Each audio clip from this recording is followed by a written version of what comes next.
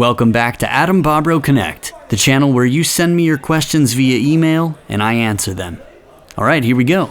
Hello Adam, I'm Anonymous from India. I'm a provincial player in my state and I've also been following your channel on YouTube and Instagram for a long time. They're absolutely amazing and fun to watch. I would always be eager to watch your videos. I just wanted to ask you a question about table tennis. How do international players manage the immense pressure during the crucial stage in situations like 9-9 or 8-10 in the deciding game? And how do they control their anger after losing such a close match? I hope you can help me answer this question.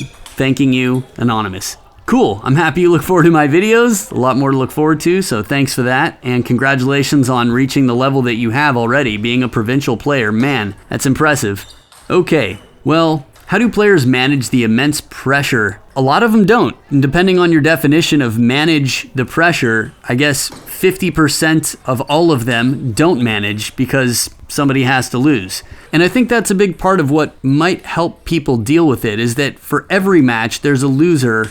Every time. Every match has to have a loser. So sometimes you're going to win, sometimes not. The best players in the world still lose matches sometimes and have to deal with it. And even if you win a match and make it to the next round, again, one person's not going to survive. How do they stay cool? How do they stay focused? Well, I've heard many pros say that at 9-9 or at match point or whatever it may be when they're down match points, they pretend the score is 0-0 so that they play focused and as usual. It's easy to get distracted by the score, and from time to time it's worth paying attention to, like for calling timeouts or recognizing patterns. There are definitely times where it makes sense to acknowledge the score, but if you focus on it too much, you might forget some of the details like your game plan or what to do if the serve is half long to the middle of the table with underspin.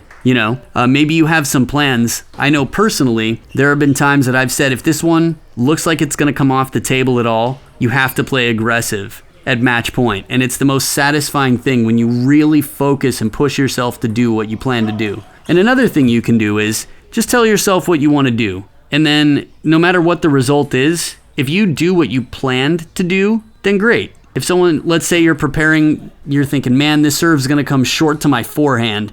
If it does, I need to play it short to my opponent's forehand. And then you get a short serve to your forehand and you do something else, well, having a plan, being prepared, telling yourself what you're going to do in each situation. You can't control the outcome necessarily, but you can make a choice and stick with it. And I think that's part of it. But yeah, that's sport. The greatest athletes of all time in every sport have made mistakes and messed up. I've seen players get angry. I've seen players crumble under pressure. But for every player that's crumbled under pressure in table tennis, someone on the other side has prevailed, has thrived under pressure. And when you're a professional, I think you realize two things. When you're an athlete, a professional athlete, you also realize that you're a role model and people are watching you. And the truth is, anytime you're playing, unless you're playing with a robot, someone's watching you. Your opponent, if you're at a tournament, bystanders, others. So you have a chance to set an example and also to create a reputation for yourself. And if you want to be known as the person who flips out, throws his racket, and cries, that might be a tough life to live. I think most professionals would rather not be known as that person. And at the professional level, there are actual legitimate punishments for that, like getting red carded. What if you injure someone? I had a terrible situation once where I tossed my racket up in the air out of frustration, and it came down, and I yelled, "Heads up, heads up!"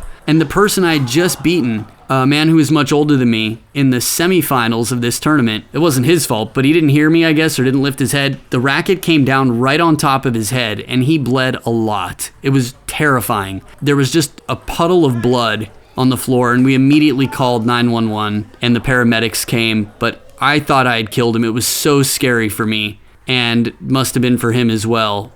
We took him to the hospital and joined him, and I covered all his medical bills, and apologized profusely and was so embarrassed. So after that, I didn't make a sound or misbehave for 3 months. So there are consequences to any actions, and you can't really change the past, right? So it can be frustrating, and expressing yourself is one thing, but at the same time, it's a fine line between expressing frustration and being a poor sport, So I think the pros are professionals and they know that sometimes you have to lose, or it's just not always going to work out the way you want, and they can't do anything about it because it's the past. And because you can't change it, I think trying to see the positive, the silver lining, even in tough moments, is one, important, and 2, the definition of optimism. I think optimism is good for our health and sort of keeping a positive attitude or being able to work with others and not burn out. Hopefully you don't create too much stress for yourself, and hopefully this answer was helpful.